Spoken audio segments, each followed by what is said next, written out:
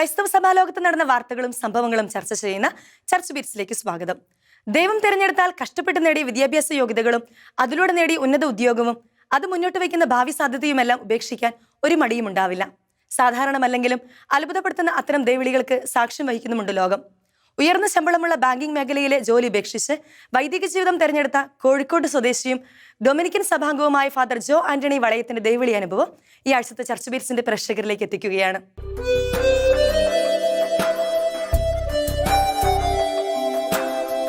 തിളങ്ങുന്ന കുർബാനക്കുപ്പായം പണ്ടേ തീരാത്ത മോഹമായി തീർന്നിരുന്നു. തിളങ്ങുന്ന കുർബാനക്കുപ്പായം പണ്ടേ തീരാത്ത മോഹമായി തീർന്നിരുന്നു. MBA ബിരുദധാരിയും സിംഗപ്പൂരിലെ ബഹുരാഷ്ട്ര ബാങ്കിൽ ഉദ്യോഗസ്ഥനുമായിരുന്ന ഫാദർ ജോ ആന്റണി വളയത്ത് ഡൊമിനിക്കൻ ഓർഡർ സന്യാസ സഭയ്ക്കു വേണ്ടിയാണ് താമരശ്ശേരി രൂപത ബിഷപ്പ് മാർ റെമീജിയോസ് ഇഞ്ചനാനിയിലിന്റെ കൈവെപ്പ് ശുശ്രൂഷയിലൂടെ തിരുപ്പട്ടം സ്വീകരിച്ചത്. ആരാധനയും ഞങ്ങൾ സമർപ്പിക്കുന്നു, എപ്പോഴും എല്ലാ സമയവും എന്നേക്കും.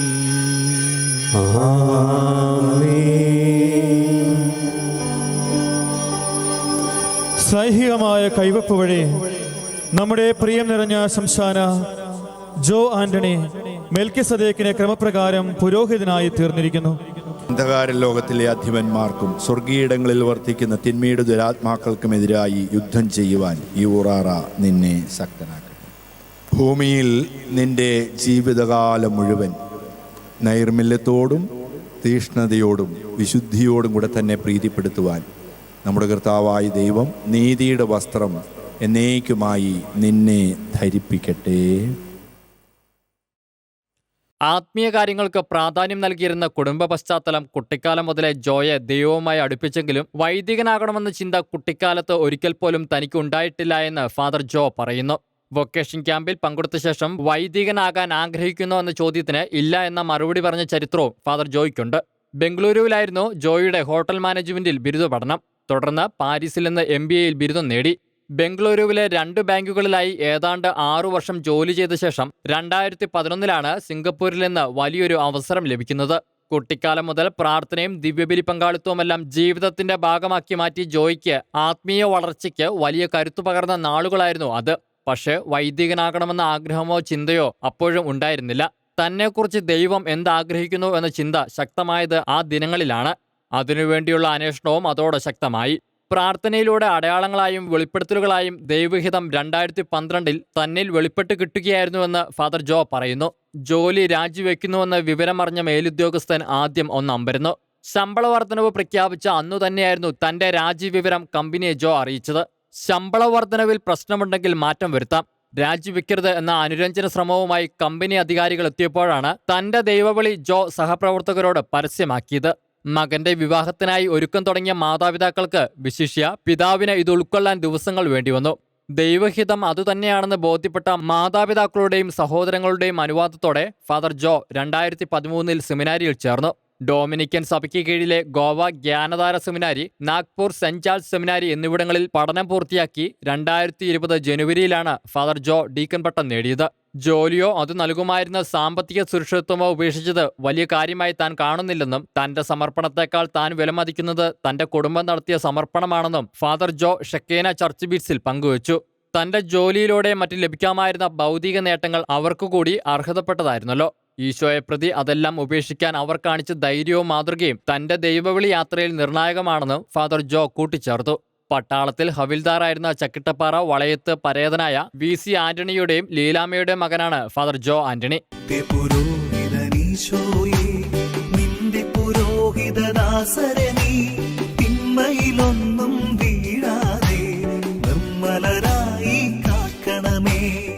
ലോകത്തെ ഏറ്റവും വലിയ ഇ-കൊമേഴ്സ് സ്ഥാപനമായ ആമസോണിന്റെ സ്ഥാപകൻ ജെഫ് ബെസോസിന്റെ പിതാവ് മിഗ്വൽ ബെസോസ് അമേരിക്കയിലെ ഡെലവറിലെ കത്തോലിക്ക സ്കൂളിന് $12 മില്യൺ സംഭാവന ചെയ്തു. കുടിയേറ്റക്കാരെ തലമുറകളോളം പഠിപ്പിച്ച സലേസിയാനം സ്കൂളിലെ കുടിയേറ്റക്കാരുടെ കുട്ടികളിൽ യോഗ്യരായവർക്ക് സംഭാവനയായി ലഭിച്ച തുക കൊണ്ട് സ്കോളർഷിപ്പിൽ മുൻഗണന നൽകുമെന്ന് സ്കൂൾ അധികൃതർ വ്യക്തമാക്കി. പ്രായപൂർത്തിയാകാത്ത സമയത്ത് 1960കളിൽ ക്യൂബയിൽ നിന്നും അമേരിക്കയിലേക്ക് ആരോരുമില്ലാതെ കുടിയേറിയപ്പോൾ ആമസോണിന്റെ സ്ഥാപകൻ ജെഫ് ബെസോസിന്റെ പിതാവ് മിഗ്വൽ ബെസോസിന് അഭയം നൽകുകയും പഠിപ്പിക്കുകയും ചെയ്തത് അമേരിക്കയിലെ ഡെലാവറിലെ വിൽമിംഗ്ടണിലുള്ള സലേസിയാനം സ്കൂളിലായിരുന്നു. അമേരിക്കൻ ഗവൺമെന്റിന്റെ സഹായത്തോടെ കത്തോലിക്ക സഭ സംഘടിപ്പിച്ച പെട്രോപാൻ ഓപ്പറേഷൻ പദ്ധതിയുടെ ഭാഗമായി വിപ്ലവാനന്തര ക്യൂബയിൽ നിന്നും അമേരിക്കയിലേക്ക് കൊണ്ടുവന്ന 14,000 കുട്ടികളിൽ മിഗ്വലും ഉൾപ്പെട്ടിരുന്നു. കുടിയേറ്റകാലത്ത് മിഗ്വൽ താമസിച്ചിരുന്ന കാസ ഡെ സാലസ് ബോയ്സ് ഹോമിന്റെ അന്നത്തെ ഇൻചാർജ് ആയിരുന്നു Oblates of Francis de Sales സഭാംഗമായ ഫാദർ ജെയിംസ് പി ബയൺ.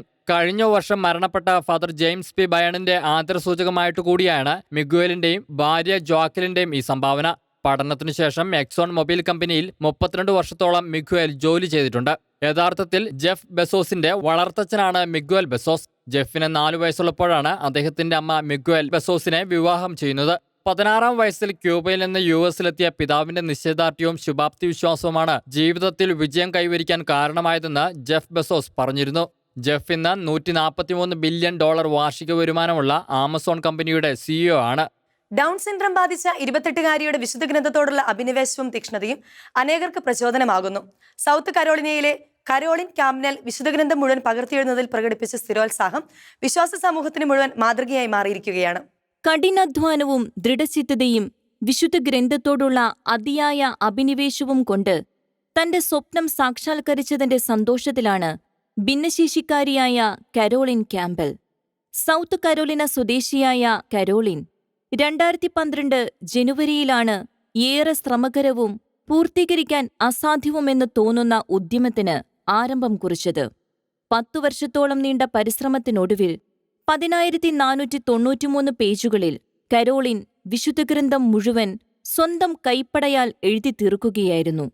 തന്റെ റെസ്റ്റോറന്റിലെ ജോലി, തയ്യൽ, പിയാനോ വായന തുടങ്ങിയ നിത്യദിനചര്യക്കിടയിലാണ് കരോളിൻ ബൈബിൾ പകർത്തെഴുത്തിന് സമയം കണ്ടെത്തിയത്. ബൈബിൾ എഴുതാനായി തന്റെ മകൾ പ്രകടിപ്പിച്ച ഉത്സാഹവും ആവേശവും അസാധാരണവും അതിശയജനകവുമായിരുന്നുവെന്ന് കരോളിന്റെ അമ്മ ജെന്നിഫർ ക്യാമ്പൽ പറഞ്ഞു. ബൈബിളിനോടുള്ള മനോഭാവത്തിൽ മറ്റ് ക്രൈസ്തവർക്ക് പ്രചോദനമാകാൻ താൻ ആഗ്രഹിക്കുന്നതായി 28-കാരിയായ കരോളിനും പങ്കുവച്ചു. ഭിന്നശേഷിക്കാരുടെ ജീവന് മൂല്യം കൽപ്പിക്കുന്നതിൽ പരാജയപ്പെടുന്ന നിയമ സംവിധാനങ്ങളും പ്രവണതകളും വ്യാപകമാകുന്ന പശ്ചാത്തലത്തിൽ വൈകല്യങ്ങളിലേക്ക് നോക്കുന്നതിനു പകരം അവരിലെ വ്യത്യസ്ത കഴിവുകളിലേക്കും ജീവിക്കാനും സ്വപ്നങ്ങൾ പൂർത്തീകരിക്കുവാനുമുള്ള അവരുടെ അവകാശങ്ങളിലേക്കും വെളിച്ചം വീശുന്നതാണ് കരോളിന്റെ അനുഭവ സാക്ഷ്യം. ഒപ്പം വിശുദ്ധ ഗ്രന്ഥത്തെ അവഗണിക്കുകയും ലാഘവത്തോടെ വീക്ഷിക്കുകയും ചെയ്യുന്ന പല ക്രൈസ്തവർക്ക് മുൻപിൽ വെല്ലുവിളിയാവുകയാണ് കരോളിന്റെ വിശുദ്ധഗ്രന്ഥ തീക്ഷ്ണത. യൂറോപ്യൻ രാജ്യങ്ങളുടെ ഐക്യത്തിൽ മുഖ്യ പങ്ക് വഹിച്ചവരിൽ ഒരാളായ ഫ്രഞ്ച് പൗരൻ റോബർട്ട് ഷൂമാനെ ധന്യൻ പദവിയിലേക്ക് ഉയർത്തി ഫ്രാൻസിസ് മാർപ്പാപ്പ.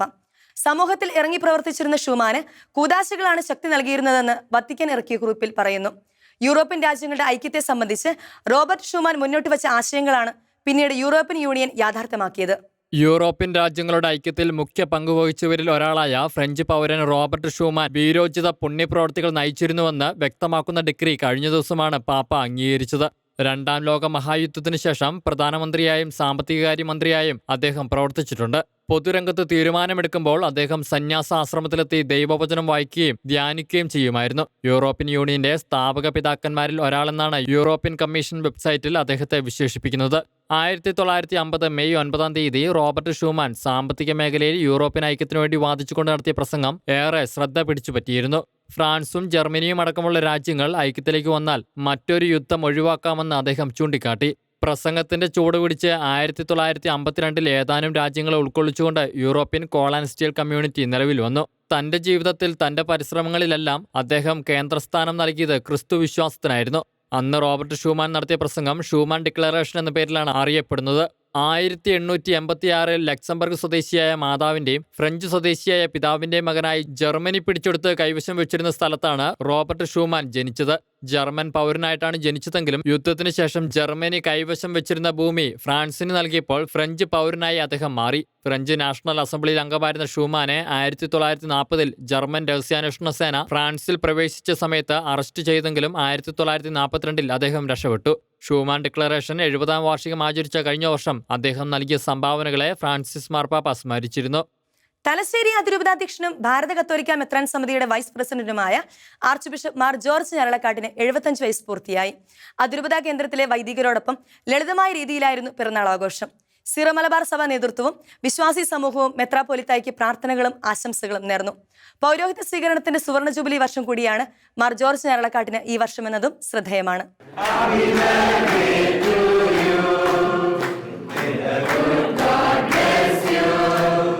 കോതമംഗലം രൂപതയിലെ ആരക്കുഴിയിൽ ഞരളക്കാട്ട് വർക്കി മേരി ദമ്പതികളുടെ മകനായി 1946 ജൂൺ 23-നാണ് മാർ ജോർജ് ഞരളക്കാട്ടിന്റെ ജനനം.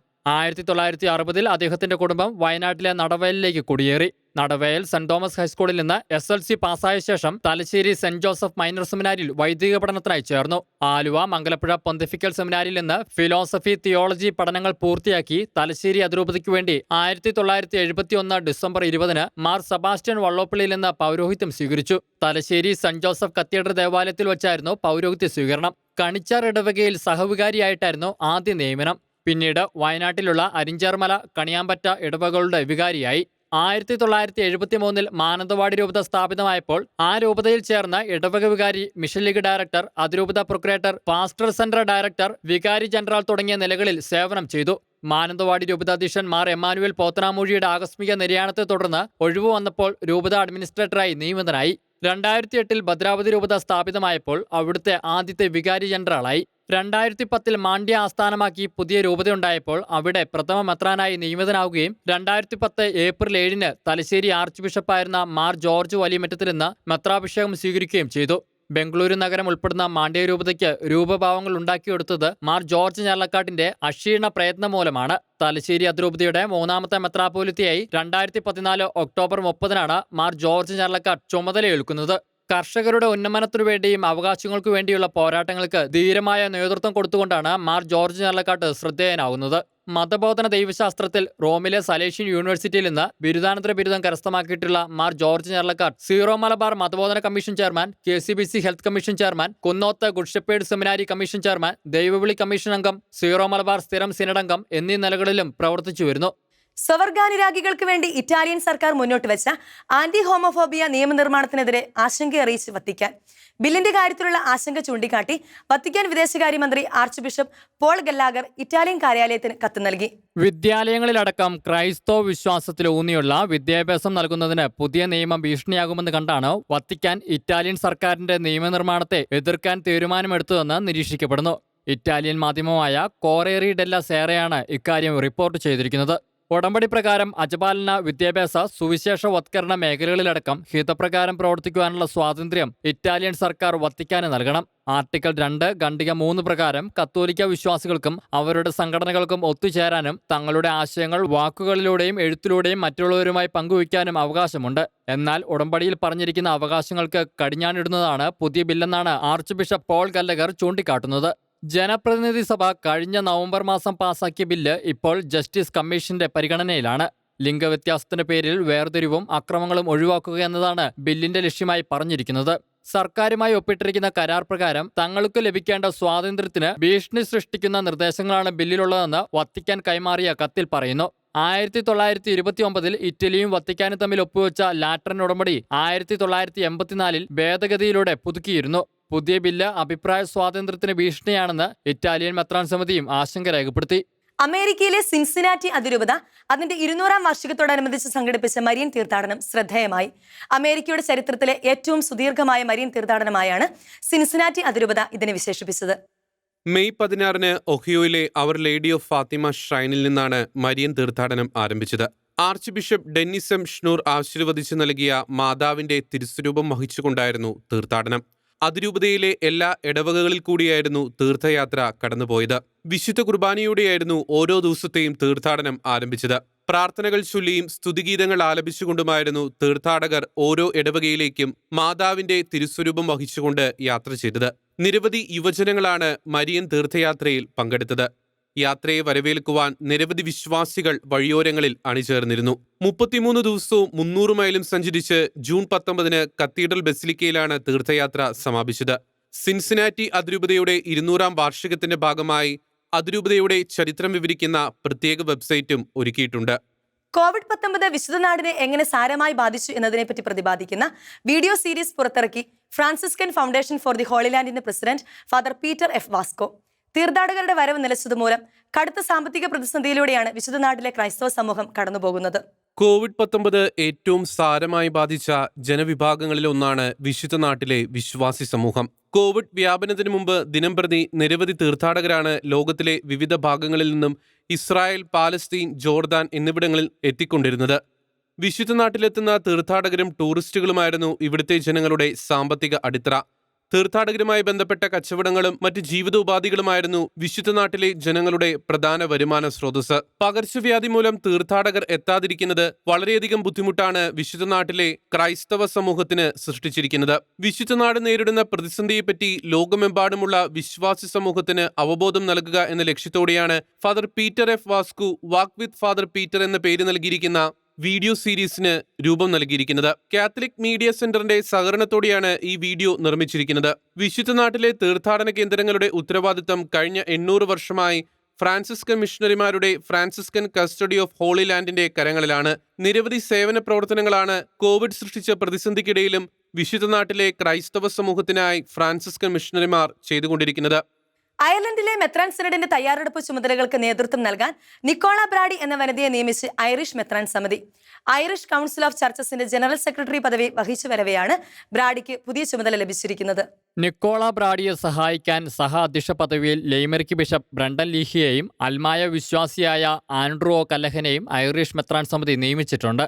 സിനഡൽ പാതയിലൂടെയുള്ള യാത്രയ്ക്ക് വത്തിക്കാനിലുള്ള മെത്രാൻ സമിതിയുടെ സെക്രട്ടറി ജനറൽ കർദിനാൾ മാരിയോ ഗ്രച്ച് അടക്കമുള്ളവരുടെ സഹായവും പ്രോത്സാഹനവുമുണ്ടെന്ന് ഐറിഷ് മെത്രാൻ സമിതി പുറത്തിറക്കിയ വാർത്താക്കുറിപ്പിൽ പറയുന്നു.